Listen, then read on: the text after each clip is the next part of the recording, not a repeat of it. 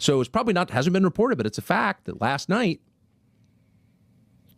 in Qatar and Saudi Arabia, authorities arrested Mossad agents planning on committing bombings in those countries. Now, that's weird. That doesn't make any sense. Why would the Israelis be committing bombings in two Gulf countries, which are also being attacked by Iran? Aren't they on the same side? No. Israel wants to hurt Iran and Qatar and UAE and Saudi and Bahrain and Oman and Kuwait. And they've succeeded. So there you go. This was, interestingly, there was a claim that Mossad was behind the attack on Aramco, which is the big oil field in Saudi Arabia. And this had been attacked, and immediately the Iranians came out. Immediately, of course, the Israelis were pointing the finger at the Iranians and saying, oh, look, they're attacking you now. I mean, look, they're attacking your oil fields, which the Iranians have flat out said to all of these countries. They've said, yeah, we're going to attack you, but we're not attacking you. Don't take it personal. We're attacking all of the military bases and any sort of American or Israeli infrastructure that you might have on your soil. That is what we're attacking.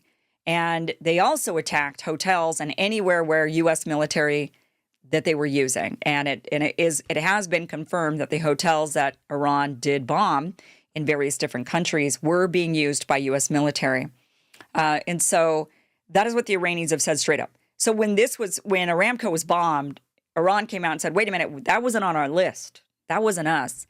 And of course, the Israelis said, yes, it was you. And look, Saudi Arabia, you're in the war now. You got to get in the war. You got to jump in. You got to help us out.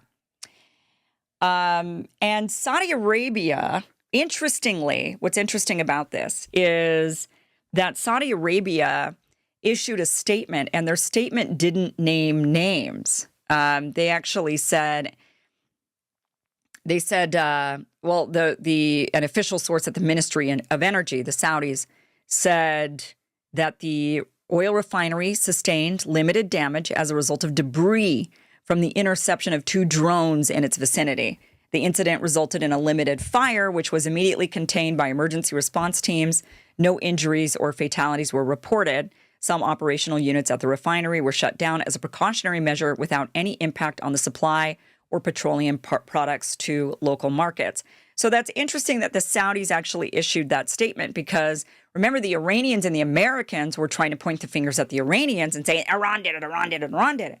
And what's interesting is now we find out that Tucker Carlson says, and the Saudis and the Qataris actually arrested Mossad agents who were planning false flag attempts, maybe even actually pulled one off. And they might have caught them red-handed and arrested them. And then what do you do when you're Saudi Arabia? I mean, at this point, you are the ally. They're kind of pretending to be neutral, but we all know they're on the side of Israel. So they're on the side of Israel and the United States. They don't want to point the finger at Israel and the United States because they're allied. So they have to delicately figure out how to dance around this. They know it wasn't the Iranians. They don't want to be dragged into the war. They know it was the Israelis.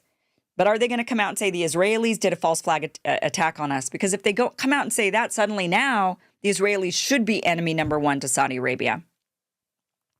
Because why would they do that? It's like this smells an awful lot like the pipelines, right?